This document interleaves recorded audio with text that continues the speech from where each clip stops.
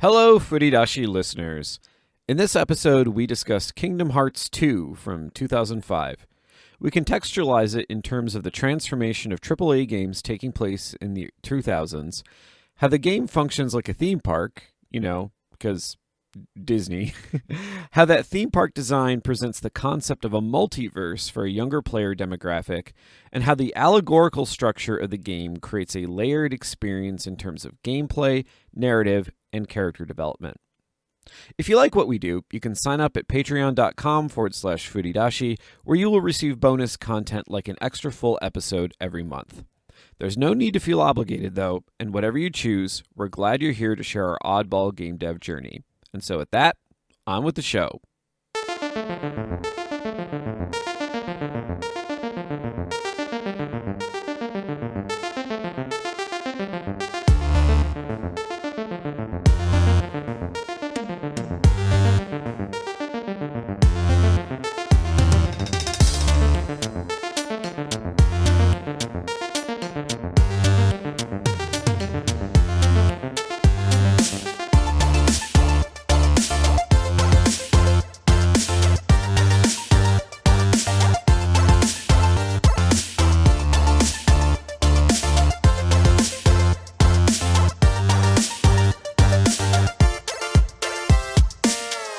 Hello, everyone, and welcome back to an awesome episode of Furidashi Pod. I am your host, Lauren Ash, here with my also other host, Nicholas.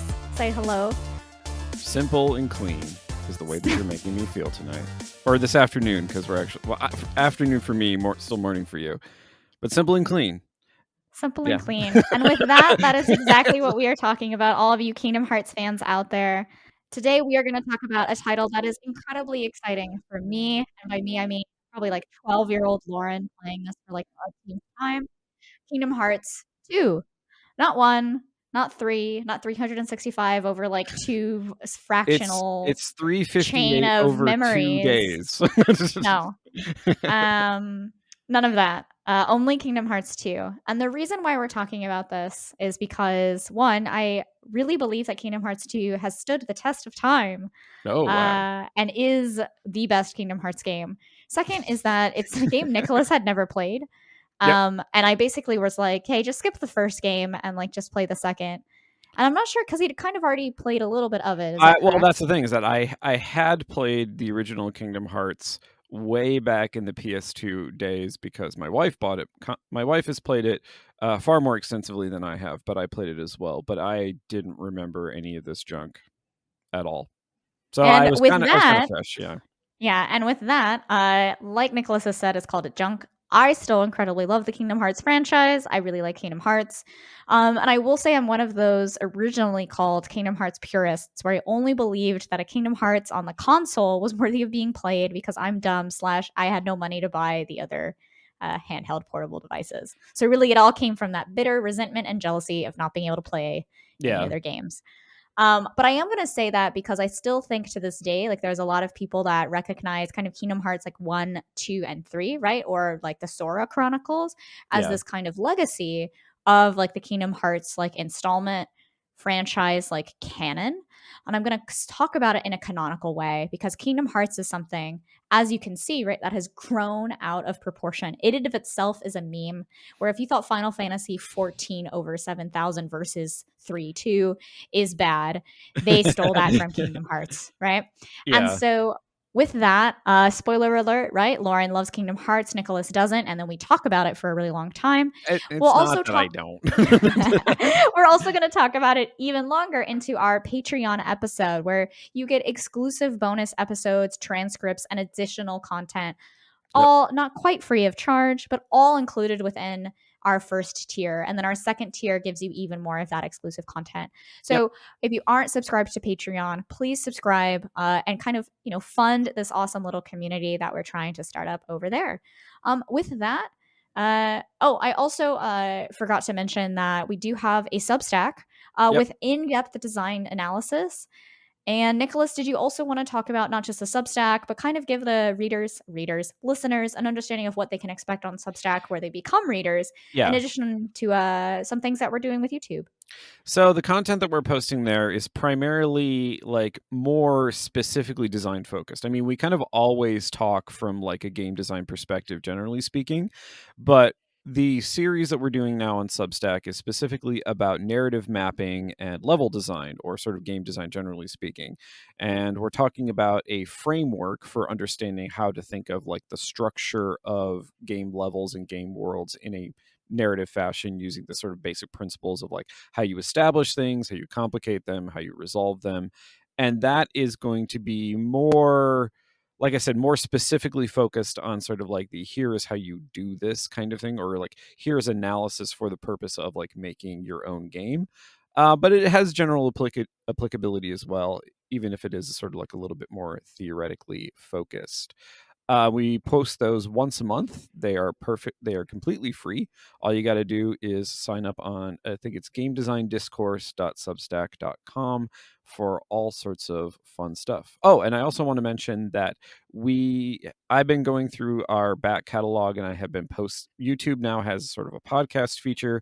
I have been posting old episodes to YouTube. So if you want to, I don't know, just like have old episodes playing in the background while you're working on stuff, that is much easier. You just, playlists, they're there. They're fantastic. We love them. We love playlists, don't we? Yeah. All right. Well, not only do we love Lauren's playlists, we very love our confused. own playlist. I thought that was really funny. Usually, Nicholas is pretty humble, but this is the first time he's gone through the whole It's really pitch. fucking good. Everything we do is really amazing, and you should pay far more than you have to, because it's just so juicy. Okay, Okay. All that's right. All that's the right. only time you're ever gonna hear me like Don't that. be don't be Nomura here. All right. Trying to sell this to Disney and make all the Yeah, money yeah, in the yeah. world, because Kingdom Okay. Hearts has probably made a lot of money. So back Yes. to the topic at hand. Thank you guys again for listening. We're just gonna now talk about the background of Kingdom Hearts as Yeah. a kind of concept and franchise, and this Yep. is really gonna go into like the history, right? How did Kingdom Hearts come to be? Yeah. So, okay. I mean, at its core, what Kingdom Hearts is essentially like a way to play a Final Fantasy game while watching a Disney movie, if I'm being snarky about it. But the reason why that came to be is because Square, when it was still Square, not Squeenix, shared an office, not office space, but they were in the same building as Disney Japan. And so there is this possibly apocryphal story about like executives from Square running into executives from Disney and being like, "Hey, let's do a team up." Um, but that's not quite how it's actually structured, because the game is fully developed by now Squeenix, by Square Enix. Apologies if I use the weird mashup term for the studio. No, it's just Um, squee. Squeenix. I will say, is the elevator story something that's true? Because it wasn't until we had talked about this that I've actually ever heard of that before. I've seen it reported, but then at the same time, like there's never a source given for this. Like there's never a specific person who was apparently involved in this elevator meeting. Maybe I just have yet to find it, but yeah, no, it had been reported in Doesn't the several lack of places. source make something more credible, though? I mean, come on. This is all What do you hearsay. what? Hello? Excuse me. But Anyway. I think there is an important point to make, that sort of like the game is fully developed by Square Enix, and they primarily license characters and IP from Disney. Disney actually has game production studios that it sort of like oversees, owns, etc., but none of them are actually involved in the production of these games. And in fact, this arrangement has caused, I wouldn't say problems in the past, but there have been times when Nomura Tetsuya, the sort of creative force behind Kingdom Hearts, has tried to license specific characters for the Kingdom Hearts games and has been denied by Disney. Oftentimes for very vague reasons, like not entirely clear why they would do this. But like Disney essentially just has a veto on what content Square Enix is allowed to use. They're not really sort of necessarily super involved in the process. Like a lot of the sort of the classic like Disney voice actors, especially the current ones for like, really iconic characters like, Mickey, Donald, and Goofy, etc. Like they also then do the voice acting in the game. But this is all done, through like contractual arrangements. It's not sort of like a direct collaborative relationship. And then, so when Nomura was tasked. Well, he really kind of like insinuated himself. He really wanted to work on this project. When he was thinking about how to like structure sort of the game overall, he primarily thought of it in terms of a Disney theme park. You know, Disney theme parks are these things that most people are familiar with. Japan has its own Disney theme park. There are several Disney theme parks in the US. There are Disney parks in Europe, et cetera, et cetera, et cetera. And so the structure of the way in which sort of a theme park both sort of contains like multiple domains, and then within it's sort of, you know, a theme park really has a hub and spoke design. I mean, we have talked in the past about like hub and spoke design, in terms of like, you know, quest hubs and so forth. But if you like, you know, you're in Tomorrowland in, you know, the Magic Kingdom, there are sort of Tomorrowland themed rides and attractions within proximity. But like the second you step out of Tomorrowland, you're in like an entirely different domain with different attractions.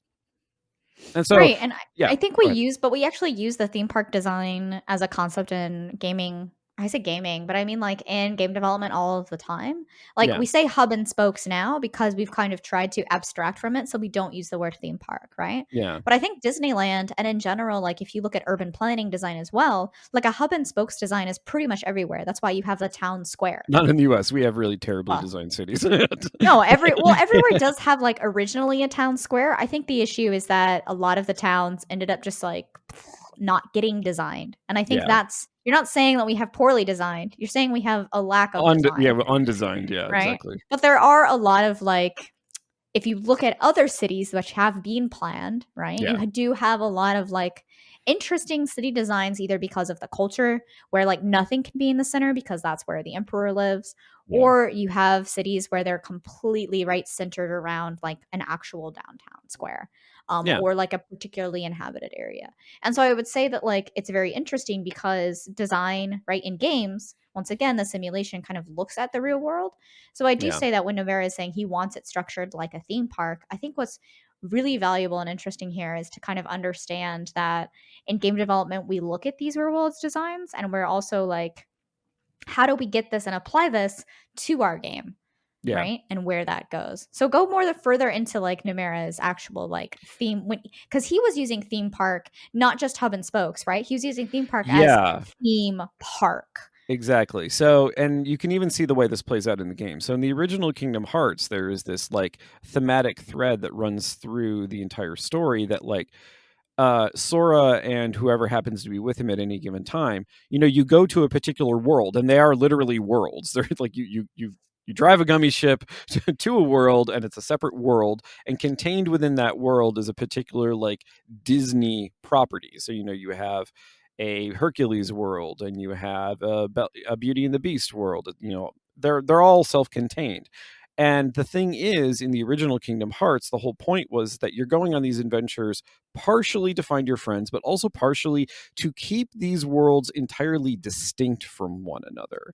And that's where I think sort of like the theme park thing is really important, because when you think about classic like hub and spoke design for like, you know, series of quests, the idea is that the the hubs themselves are actually supposed to be interconnected. Like, you know, if you think like in WoW, like when you get through all the Elwyn Forest quests, they send you onto Westfall, and from Westfall they send you onto what's the dark one that's right next to Westfall? I can't remember what it's called. Whatever it's called, who cares? Yeah, I was not prepared to have to answer World Yeah, of no, I Warcraft, don't like, remember. I haven't played naming WoW in lore. forever. I But was the about to point, say the Darkhold, and that is definitely no, I don't incorrect. think that's it. No, Anyway, it's definitely not that. I think it's Darkfall? n- Dark Forest? Duskfall. Duskfall. Yeah, Yeah, see? no, I don't know. Whatever. Hey, future Nicholas here. I'm gonna save you from our past selves' brilliance and note that it's Duskwood. The zone in WoW is Duskwood. All right, back to the episode. But the point is that like there's a clear sequential relationship between these things, and like there is a narrative thread that connects them.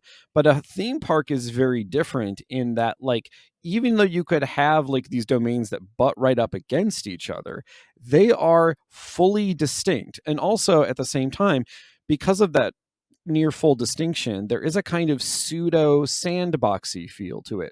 Not in the sense of like I say a Breath of the Wild, but even in Kingdom Hearts, like in many cases, you can like choose to like you have multiple worlds available to you to go. and they're not sequentially related to each other. They may have certain like limitations in terms of how hard they are, or like what expectation for your level you're supposed to have, but nothing sort of compels you to sort of do them in a particular sequence. Whereas in many ways, like you can't walk from Elwyn Forest into whatever the Dark One is, because you will just get splatted. So the difference between the hub and spoke design is that with a theme park structure, you're really sort of thinking about it in a more like loosey goosey, as I said, sort of like pseudo sandboxy kind of way. And that in many ways sort of represents the kind of open worldiness, for lack of a better term, that you see in a lot of like RPGs that were being developed, particularly like, you know, in the early 2000s, you know, even through the late 2010s and so forth. This idea that now that we're sticking, you know, DVDs into our consoles instead of CDs, we can create these massive, like, expansive worlds that really sort of Final Fantasy as a series they were the ones to pioneer that, really. But in the early 2000s, you also have games like, you know, Dot Hack, which were trying to take this idea of sort of like this expansive pseudo open world concept and kind of run with it in different ways. I think Mic what's drop. interesting, mic drop. No, I think what's really interesting for me is that when I look at the world of Kingdom Hearts, it definitely feels like this world wouldn't exist if it wasn't made up of other worlds. Like Yeah. something that's really interesting about Kingdom Hearts for me is that we keep talking a lot about this world design and this theme park design, but that really goes into the structure of the characters and where the characters come from. Like, I'm Yeah. not quite sure, and I don't think it's ever actually explicitly stated, and this is maybe my I haven't played every single Kingdom Hearts title, now I'm not an authority. Um, but I think that it's never really explicitly stated where where Sora, Kairi, and Riku are from. Like, especially not in Kingdom Hearts 1 and definitely not in Kingdom Hearts 2. Like, you see Kairi apparently going to like school in what I'm honestly presuming is like a Japan like structure, like structure being like world, and that like, you Yeah. know, it's just supposed to represent, right, where somewhere normal. Yeah, they live And on then some it place called like the islands. That's all it's ever no, referred it's to, the is the islands, right? islands. Hence Yeah. Japan. Yeah.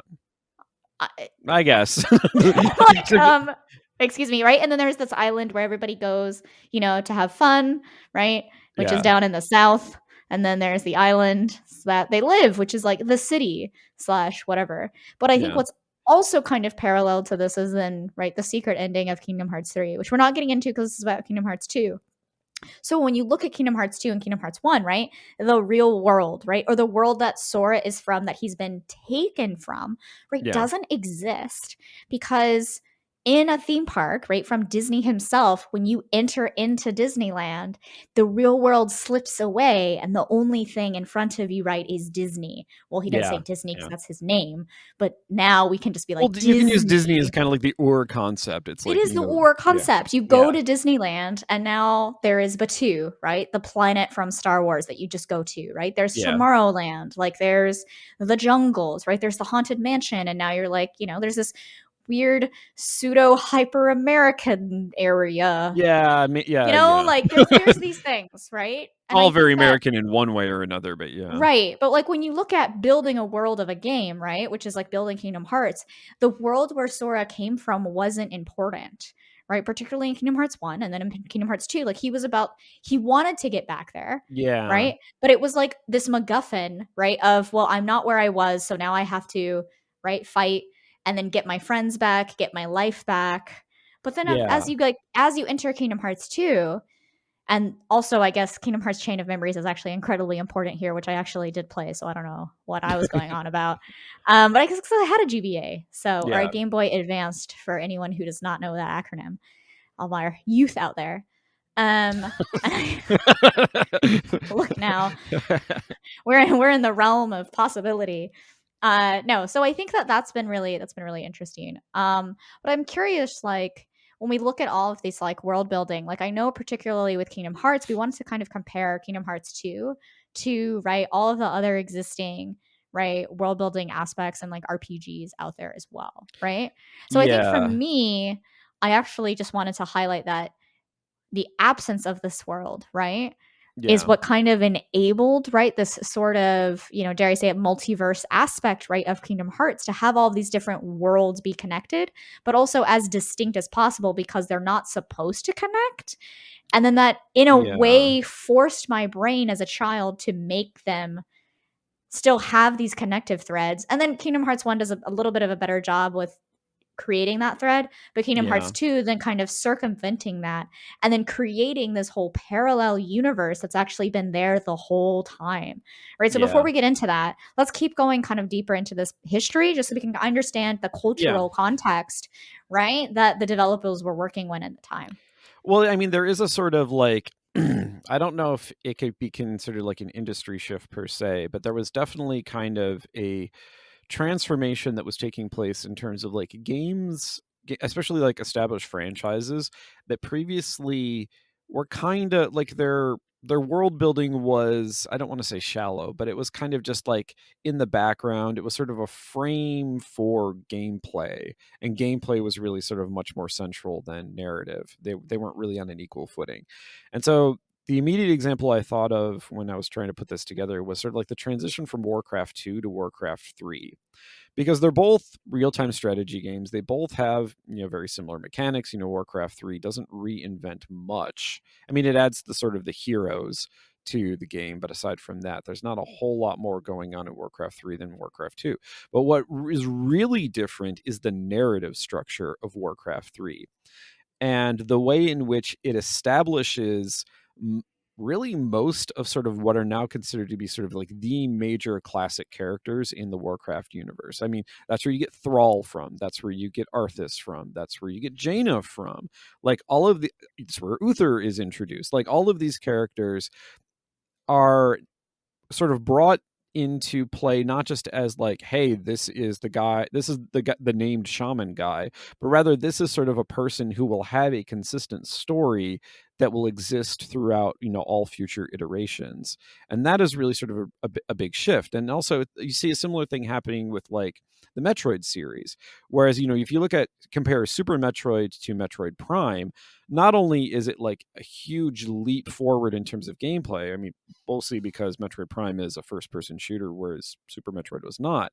But like that Metroid Prime is really where sort of like the entire universe of understanding of like what Samus's background is and sort of the I guess you could say the situation of humans in outer space really starts to cohere and become a narrative through line that will then carry forward.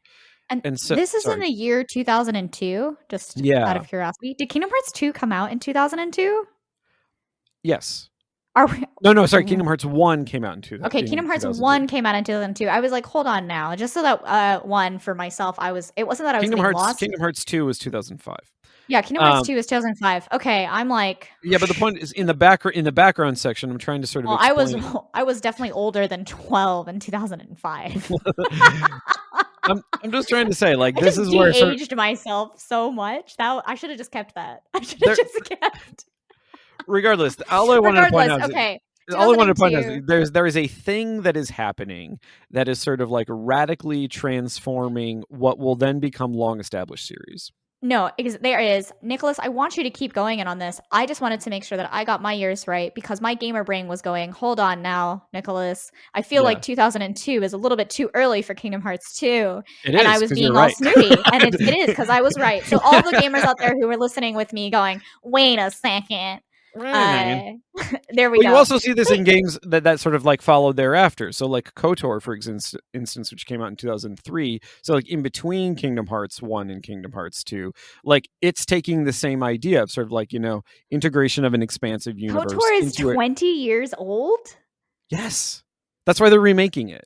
I have been playing games for over 20 years. I mean, I knew that, but it isn't. We're talking about KOTOR 1, by the way, the original. No, yeah, the original KOTOR. Yeah.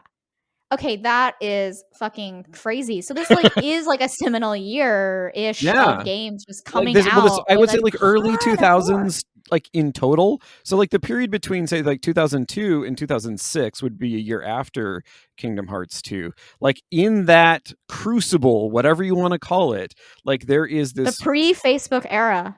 Yeah, and the thing is, because it's establishing a lot of really long-term series. Like in that same really just 3 or 4 year span, you get Assassin's Creed, you get God of War, you get these really incredibly long-running series where like gameplay and narrative are like distinctly and explicitly married to each other.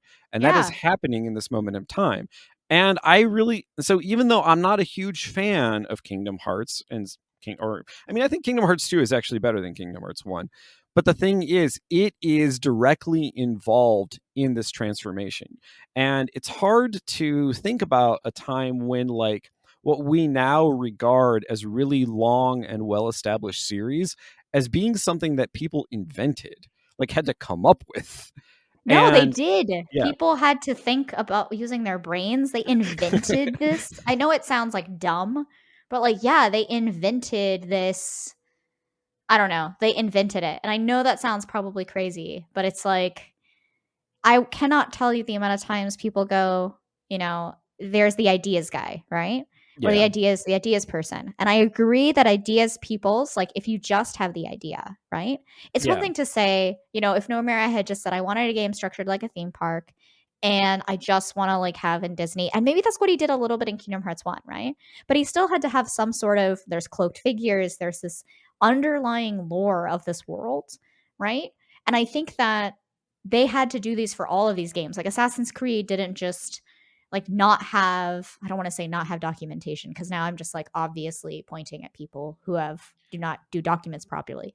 But all I'm saying is like it's so hard for me to go, look, if you have an idea, you have a story, you have writing, right? You have a concept, like you actually write that shit down and you put it into a world Bible, right? Like you put it yeah, into something. yeah. And like stories for countless like I said countless memorial. Like, I don't know what I'm talking about. Movies haven't existed that long, Lauren. But like in TV shows, right? Books, you would create a book for, right, your TV show, for your thing. And then, yes, because we in the West, right, use the word Bible to mean like anything that is a source of truth, Yeah, right? It's the Bible, it's the world Bible, right? It's a yeah, story Bible. So I think that yeah. like this concept, just to like list off even more of the titles, right, is like we talked about Metroid Prime, but can you also go into kind of versus the Super Metroid, right? Like what was the difference of So lore Super in those Metroid two was in things? many ways just kind of a graphical update of the original Metroid game for the NES because it was a side scroll. I mean, it literally like Metroid is one of the two components in what is now referred to as the Metroidvania, which is a particular kind of side scrolling like action game. Which is weird because the Metroid games themselves, aside from like Metroid Dread, is the most recent one that has like gone back to this style. But like Metroid itself kind of veered very far away from this style. And so did Castlevania for a while there. But it's this idea of, yeah, like the sort of the action oriented, like side scrolling platformer. And that is oftentimes by game designers referred to as a Metroidvania style game. So, for Right. example, Hollow Knight is considered to be a Yes. Metroidvania. Um, so, like, to have, like, in many ways, like, a game that is like that iconic in terms of what it's supposed to be to suddenly be like an entirely different genre of game. So like it did two things. Like it both radically transformed gameplay in going from being a side scroller to a first person shooter, Mm-hmm. but also because of that shift, the thing is like and I talk a little bit about this in the book that we are working on, which is that when you play a first person game, there is a way in which it very uncomfortably tries to map the perspective that is presented to you on the screen with your own perspective as a human being in terms of like what you see in reality. Whereas when you're talking about a 2D side scroller, that mapping is not happening. And so there is a difference in terms of like expectations for how you're like inhabiting an avatar in that scenario, as opposed to say like the way in which your avatar is kind of an abstraction on the screen in a side scroller. Like that is a classic shift. And so the thing is like, then to bring this back to Kingdom Hearts, when you're looking at a character like say Roxas at the very beginning of Kingdom Hearts 2, who is strangely like for me kind of came out of nowhere because like I hadn't played the intervening games. And so I'm like, wait a No, minute, I even the thought intervening games has nothing to do with Roxas. Roxas came out of nowhere for everyone. Yeah.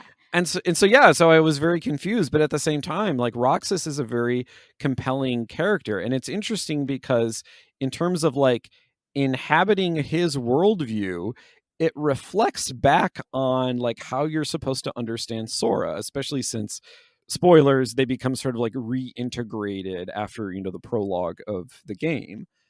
And that causes complications for Sora, throughout the rest of the game. And so I think this idea that you're supposed to forge this kind of like intimate personal relationship with a character is stemming out of this idea that you're supposed to like marry gameplay and narrative rather than just like have narrative, as this is this term that is often used, like the narrative wrapper. It's sort of like the the way in which you design the container for what is fundamental, which is gameplay. Whereas here we're talking about a moment in time, and Kingdom Hearts 2 especially, I think, embodies this, when like gameplay and narrative can't be extrapolated from one another. And so the idea that sort of you experience the game as a kind of theme park is in many ways like the experience of, and I'm going to get a little bit sentimental here, like being a kid going to a theme park for the very first time and seeing these things be available to you. And it's like, oh, I get to see Donald and they're in weird sort of like plastic costumes, but I saw a Donald, I saw a Goofy, I saw a Mickey Mouse. Yeah. Yeah. No, and I Like think that is a very different experience. it is a very different experience. And I'm glad you're bringing it back to Kingdom Hearts, because I realize now that it's probably like, okay, guys, you've talked way too long about like the history and about all of these different games. But what I hope you understand what we're getting at now is that Kingdom Hearts has this like rich lore. So let's like talk about some of that just a little bit here, because it isn't just about going to the theme park, right, of Kingdom Hearts. Is that it really uses Kingdom Hearts or that theme park as like a metaphor Yeah. for just the story in general, right? Like Sora Yeah. himself being ripped from his world. And like let's start though in Kingdom Hearts 2 with that moment of Roxas. Yeah. Because this is the meme of literally every player playing Kingdom Hearts is, who the fuck are you? Fuck Roxas. I hate Roxas. And then 10 hours later you're like, "No, Roxas, my boy, my man, my Yeah, no, babe. I You were really loved trying Roxas. you I were thought Roxas trying was great. so hard. Yeah. I'm like, all you wanted to do was like eat ice cream with your friends. Like, why is this? And now, so here's the thing: is like the whole Roxas like story, right? In that Yeah. moment, in the first 10 hours, or probably not 10 hours, like 2 hours, It 5 takes about hours. it took I me, say I think, 10 hours to 2. mean the It first was either 2 or long 3. chunk of a It's tutorial. very I think long. The prologue's pretty long. it's so long without Sora. And so that's why I Yeah. say 10 hours, is it feels long. But I think it's really only like maybe 3 hours, maybe an hour and a half if you like know what you're doing, like you're replaying it, I think it right? took me 3, if I remember So I correctly. think that like, yeah, so anywhere from 1.5 to 3 hours. You play Roxas, you're not even playing Sora.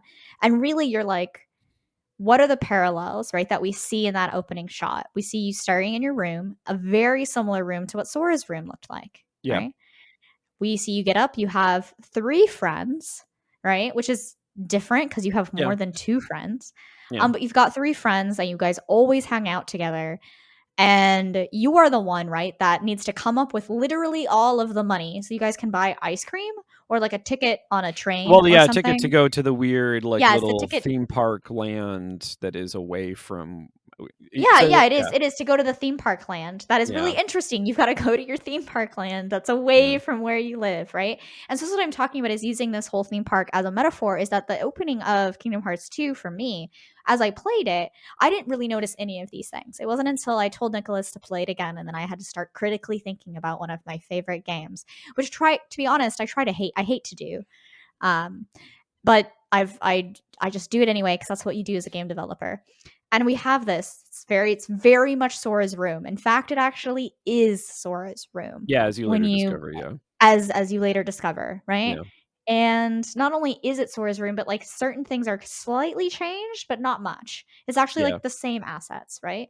And I think that maybe like a very knowledgeable player would have probably figured that out. But honestly, like you don't see it that long, just like you didn't see Sora's room that long. Like you maybe saw it for like a second in a cutscene, because I remember watching these analyses, and you actually see Roxas's room just a little longer.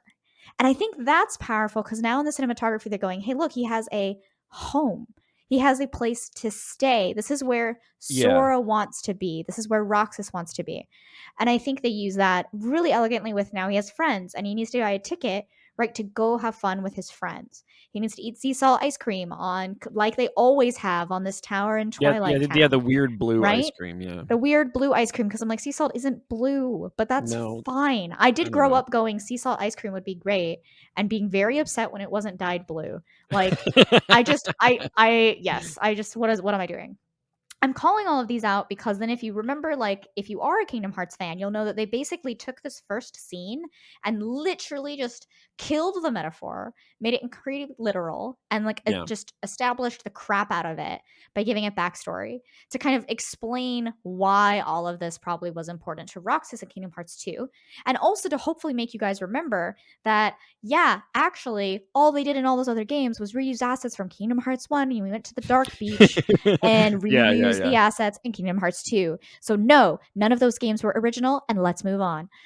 Okay, so back. I mean, they were. There is some good story there. I get it. It's just Well, I don't think uh, originality is the point. I mean, why? I mean, if originality was the point, or then it's why would you essentially like literally reuse like Disney IP? And the thing is, they don't well, it's not so radically much. change the stories. They actually No, kind of they just don't use actually the change the story. So stories. I shouldn't say originality. What I should say is like there was no true for me, there wasn't a lot of depth that came from watching the cutscenes included Yeah. with Kingdom Hearts 3 of all of those other games. So that you could play Kingdom Hearts 3 with all of the knowledge. And I think maybe that's what I'm kind of this is where I think I really wanted to spend the majority of our time here Yeah. was talking about not just this like theme park metaphor, right? This game metaphor, but I'm Yeah. highlighting the Roxas portion because getting you to connect with Roxas as a child for me made me recognize that Roxas, and I guess spoilers nearly 20 years later, is that Roxas is just Sora's, I guess, nobody, and Yeah, that well, implies it's a complicated relationship between Roxas and Sora well, because it's not complicated if Sora is Roxas, and then that's a different that no, gets more so complicated okay, into so the character. here to me is the issue is because the thing is that like nobodies are set up in the game in a very particular way. They are a type of heartless. So for those of you who don't know, heartless are these like dark creatures that you transform into when you literally lose your heart, thus heartless. It's very like It's this is a very game. literal. Yeah, it's very literal. But so it's a particular kind of heartless where like if the character in their real life when they still had a heart was very strong, it's not really explained what strong means. But like when they become a heartless, so you know, for what happens to Sora, I believe it's in Chain of no, not in Chain of Memories. I can't remember when it happens. But the It thing is happens in the middle of Kingdom Hearts 1 where oh, he that's goes right, yeah. to save Kyrie and instead becomes a So Sora heartless. becomes a heartless, and so then Roxas is supposed to be this like shell that is left behind. But the problem with this is, and then this Yeah, becomes because he's sort of a called a nobody because he yeah has no body. Because the heart has no body. yeah. Anyway, Uh, uh, uh, but as it as Japanese love their puns. but as I things also do. progress, like it becomes very clear that a lot of the characters who are identified as nobodies, particularly members of this organization 13, like they are actually trying to reconnect with their emotions. And in fact, a lot of them, Zemnis in particular, the evil guy who's at the head of Organization 13, like he actually desperately wants to reconnect to his anger and to his rage. And in the case of Roxas, there is a much more sort of complex kind of feeling of companionship and camaraderie that he is trying to connect to, both in terms of like the trio that he was part of when he was in Organization 13, which we find out from another game, but then also in this moment at the beginning of Kingdom Hearts 2, where it's weird because the trio is sort of separate from him, but they're also his friends. And these trios figure very prominently throughout all of the Kingdom Hearts games. And so like how Roxas both like relates to Cypher et al. I can't remember who the other two are. And Because how they he don't matter. but then at the same time, like the way he's separate from them because he always fights alone throughout the entire prologue. He doesn't really have that sort of like three-part party relationship that Sora usually has when he's fighting throughout the game. And so the attempt for Roxas to sort of connect to that sense or that feeling that he wants to have also then becomes, spoiler alert, the foundation for like his reintegration in a complicated way to Sora when Sora reappears in the game after the prologue. Right. And so I think we're kind of focusing on the characters here. And I do agree that Roxas has this like very temporal relationship with like the Twilight Town crew is what I'll call Yeah. them. So we don't have to worry about their names. And then apologies, everyone. It's been a while since I've played this. I should have just looked up all of the characters and watched all the cutscenes. But I think that has a very real and parallel kind of universe relationship, right? Yeah. Or almost a past life relationship, right? Because there's a Yeah. lot of like past life metaphor in the Kingdom Hearts series. The longer it goes on, the more it almost like loses what I feel made it really beautiful in Kingdom Hearts 1 and 2 by focusing on the linearity of a particular single place and makes it way more Yeah. of like a past life kind of story. Like, this is who I was in my past life, and this is why I will be this in my future one, or this is my future life you've already played. This Yeah. is what I am doing. So moving like away kind of from that mentality, because I could talk about that forever because I love past life stories. Don't get me wrong. Yeah. Um, but what I'm excited by about Kingdom Hearts is when we look at this underlying thread of the world through all of these, the world of Kingdom Hearts, Yeah. through all of like the backstory of these very disparate Disney worlds, right? Yeah. Like, let's talk a little bit about that, because like Kingdom Hearts isn't just Magic Kingdom and you go right on these different paths. Like, Yeah. it's kind of like there's this like, let's just kind of like talk about it. We can talk about it mechanically, but also just talk about it more as the multiverse, right? Because Yeah. I think that for me, when I watched slash played Kingdom Hearts 2, I wasn't so much focused in the multiverse, like the literality of it, right? I Yeah. was focused in the fact that like I was being taught to understand one in like past lives, like this person had another life, right? But Yeah. also that there are foils, right? Namine and Roxas are these two different concepts, right? And they both wear white, Yeah. right? Kind of also kind of acknowledging death, right? They're both dead, right? Because they need to be integrated, right, into Sora and Kairi. And I think in a way Namine already kind of was. Well, yeah, no, Um, it's interesting because yeah. you have the sort of the core trio, or at least the core trio of friends from Kingdom Hearts. So you have, Riku, you have Sora, and you have Kairi, but they also then have like a component like nobody trio that goes along with them, and Well, Namine and Roxas figure into that. But the thing is, like, when you're talking about how that works in terms of like the Disney world, what immediately came to mind was the 100 Acre Wood sequence in the game, where like when Sora first goes into the book to talk to Pooh, Pooh Bear is sitting on a log, and then they have a brief conversation, but then it's suddenly interrupted. Sora is ejected from the book, and then he comes back. But then when he comes back, there is this sort of problem that Pooh has, where Pooh is still Pooh as a character, but doesn't actually remember who Sora is, and also doesn't remember who any of the other characters in the 100 Acre Wood are. And this, to me, kind of reflected something that is in Chain of Memories, which is something that Sora does to sort of like obliviate the memory of him from other characters. I love how you And say obliviate. You're just like, he's that's literally what obliviate. It yeah, is. Yeah. make forget, I guess, No, would be obliviate. more. He Yeah. obliviated them. And so when Sora encounters this, now Sora sees something about himself, like as an abstraction, like, or like as one of these stories within the world.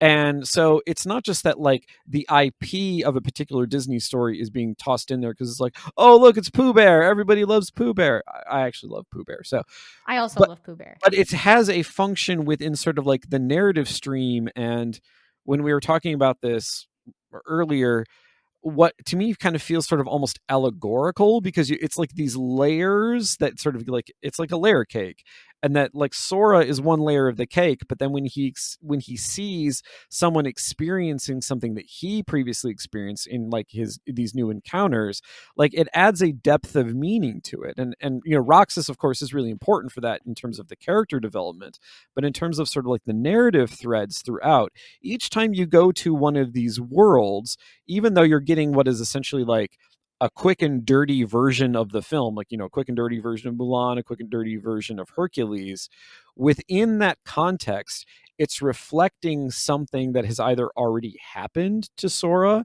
or something that maybe isn't going to happen, or sort of like his relationships to other characters. And so it's adding the sort of like, you have the literal relationship, you have sort of the metaphorical representation of it, and then you have what, in medieval like theories of allegory, you have like what could be considered an anagogical relationship, which is like how world relates to subject and so forth. And Right. so like all of that gets packed on top of each other in a kind of like simultaneity.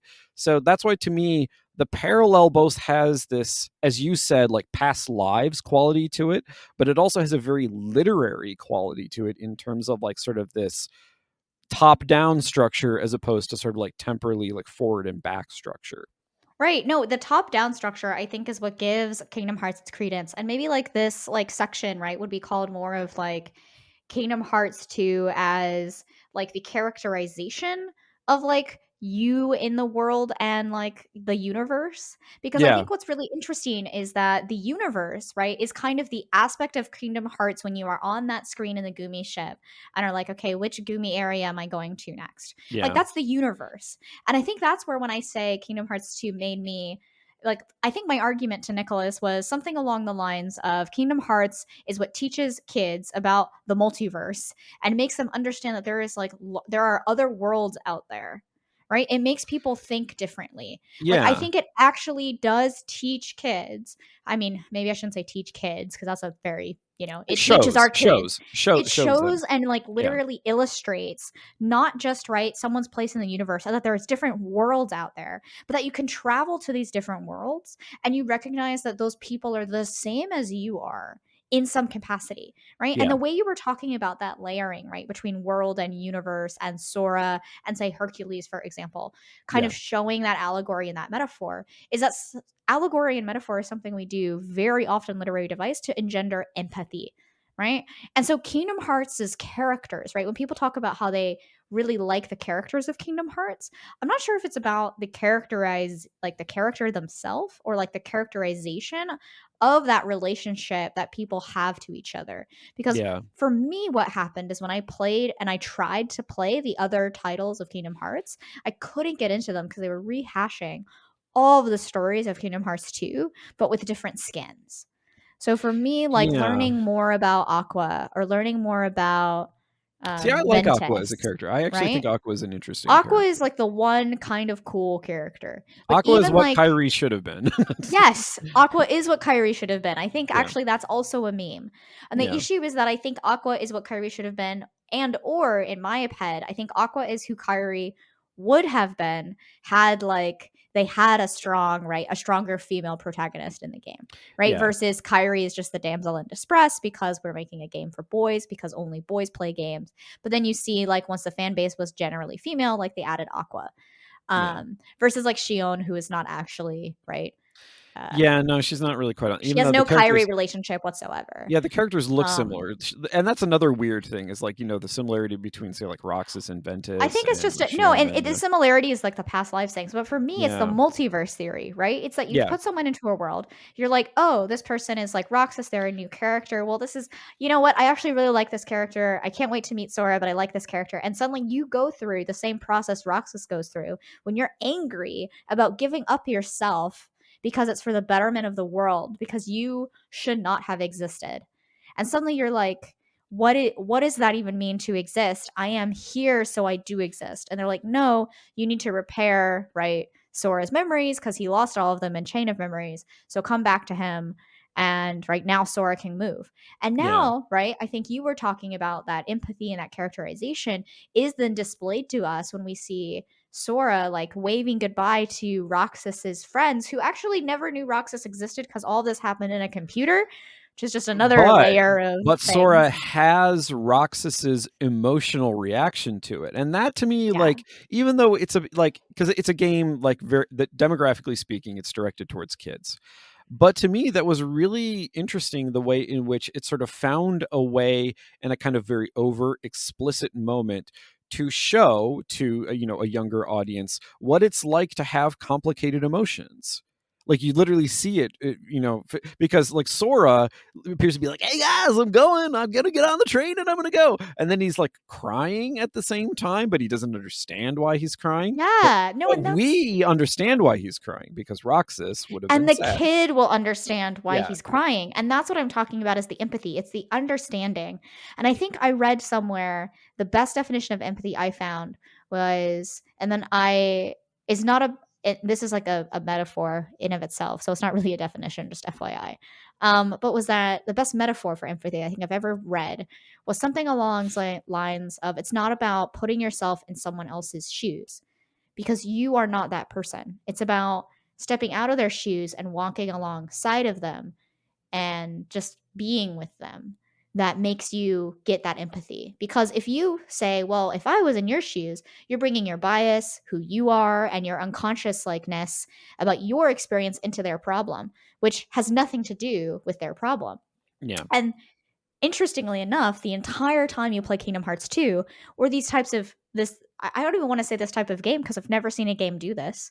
But Kingdom Hearts, which is really like you go to different specifically like Disney worlds, but like you go to any different world that doesn't have this sort of underlying thread like Warcraft. Like you wouldn't go from a Warcraft to a StarCraft map, for example. Or you wouldn't jump from Assassin's Creed to God of War, right? Those have some yeah, sort of parallel, but what I'm saying is like you wouldn't, right, go in that way. And I think that what's interesting is this like always puts character in the empathy role. It puts him in the role of the listener who's here to help you with your problems, but he's not here to solve them for you. And I yeah, think that's really powerful as well, which engenders like this idea of empathy kind of translating beyond like where you're comfortable, right? yeah, And it makes you care about Sora and it makes you care about like the Disney characters in a way that is seen a lot in Kingdom Hearts 2. And this is kind of the problem I have.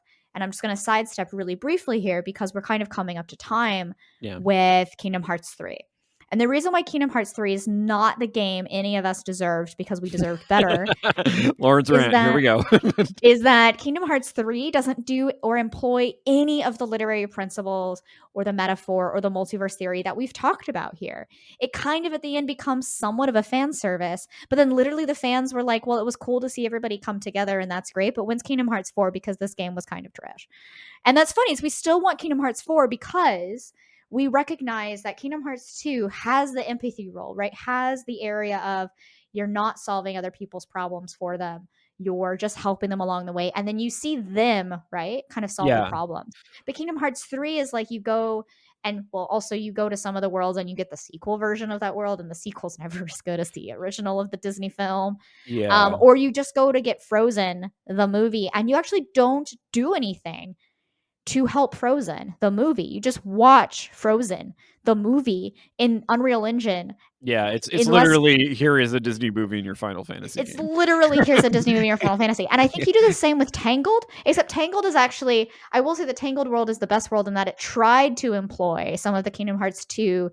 You're like, you take on Flynn Rider's role, right? And you're helping Rapunzel, do things, and then you make them meet up, and then you're not there. So like it actually did some of that. So I will say the Tangled world is an exception, but it was also early in the game, and then you realize they had to rush the rest of the content. Yeah. Well, And I so mean, I think, yeah. okay. So to wrap all of this up, I think one of the ways in which we could think about it is that what makes Kingdom Hearts 2 perhaps fundamentally different from Kingdom Hearts 3, just based on what you've said, is that Kingdom Hearts 2 really seemed to understand that it wasn't just a lore dump, like that you actually had to have a structural relationship between these various things that you're putting together.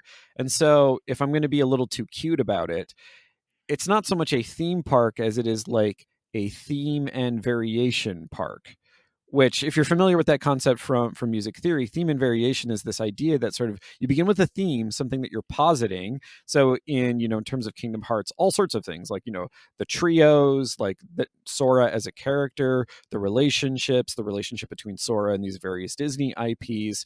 But then the variation is extremely important because it takes that theme and it reworks it in such a way that the theme is still recognizable. Whereas if you create a game in which it's just like, hey, we have like fancy new graphics and look, you can literally watch Frozen while you're playing your Final Fantasy game. it really misses what is fundamental about design there, which is that you understanding the relationship and like how it was structured. Right. And I think that that's when we kind of comes to a lot of people, are really into Kingdom Hearts like myself, but aren't necessarily into like all of the lore. And sometimes we would confuse lore with the word story. Like I'm not really interested in the history of Roxas, right? Or Aqua is actually kind of cool. And I tried to play that game and I just I can't get to the cool Aqua parts. But I think that that's important because when we look at creating a world, right, it's not just so much creating lore or creating story, right? Or it really is about having a theme and kind of seeing that through the entire game. And Kingdom Hearts 2 did a fantastic job, not just at the beginning of trying to empathize with Roxas, because that's where we really went into the empathy route, and I'm glad that we did, because Kingdom Hearts really does engender empathy, but also about creating this type of multiverse and parallelism right through their stories, that with every single new character you meet from Organization 13, you get a sort of foil to yourself, and you also get to understand them a little bit better with, kind of like Sora's resolute stubbornness of, but I'm not like you, I would never do that.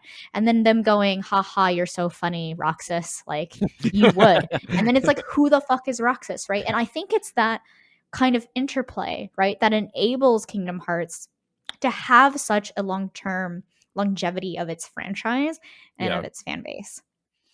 Well, once again, Lauren has wrapped things up in a pretty little bow, far better than I ever could. But I do want to leave you all with the fact that, as I noted at the earlier in the episode, we have our Substack. That's gamedesigndiscourse.substack.com. We will be recording a Patreon episode very shortly. So if you want to get access to that, head on over to patreon.com/Furidashi. You can follow Lauren on Twitter at @TheLaurenAsh, and you can follow me as well at Academicality. And if you don't give a crap about either of us, you can still follow the podcast at FootyDashiPod on Twitter.com. Or you'll still get us, but cleverly disguised. Exactly. So we want to thank you all for listening. And until next time, stay safe, stay healthy, and go play Kingdom Hearts 2. Go play Kingdom Hearts 2.